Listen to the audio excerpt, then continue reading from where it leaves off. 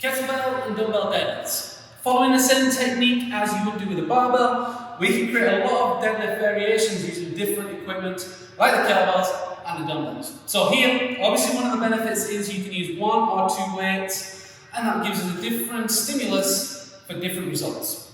Starting off with a kettlebell, you can go a single kettlebell in between. This is a great way to start. This and kettlebell swings are going to help you get towards a heavier deadlift and great technique right from the get-go. So here, again, neutral spine, making sure we're in a good position, hinging back properly while we really maintain our spine angle, both hands on the kettlebell, pushing to the ground, extend that posterior chin. Hinge back down, touch, and work back through.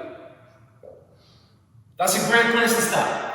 It's going to be one way, it's going to be nice and set in terms of your center of gravity, and it's a suitable movement to start with and progress through.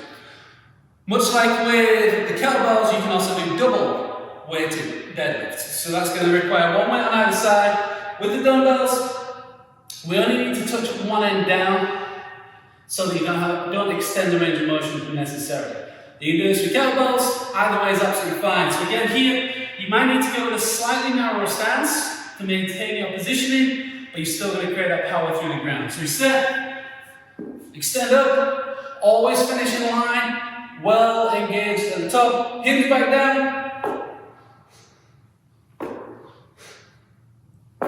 and extend. That's absolutely the same whether you're doing it with dumbbell, whether you're doing it with kettlebell. You can work into some asymmetrical patterns. You can do a suitcase deadlift where, again, one or the other, you can have on one side of your body. This requires a little bit of experience because the weight is going to be pulling your spine away from its centered position, its neutral spine. So this one is one of those where you're going to have that asymmetrical force to work through. But very simply, you're going to have the weight on one side of your body. Try to keep the pressure between your feet as even as possible. And again, work through that pattern.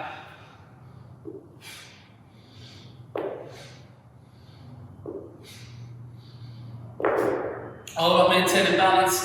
And then from there, you can go right up to the point of single leg Romanian deadlifts, which is something we use quite often. Again, you can use two dumbbells, you can use one kettlebell, vice versa, however you need it to be. This is a little bit more about balance, so you would normally use a lighter weight for this one and just execute it as well as possible. Here, a Romanian deadlift just means that we don't bend the knee quite as much, so you're going to look to tilt and you're going to work into that pattern. So it's a lot about balance, a lot about proprioception through the foot.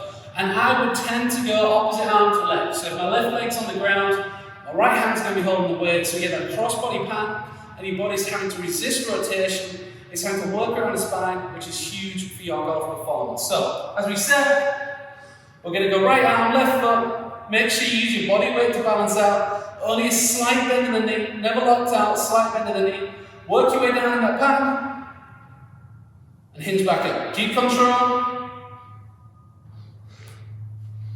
This is a great one for movement capacity, balance, and overall quality of movement. You have lots of options here, guys, right? You can mix the kettlebells and dumbbells as you want to and create the right stimulus for your gain. Again, deadlifts are huge.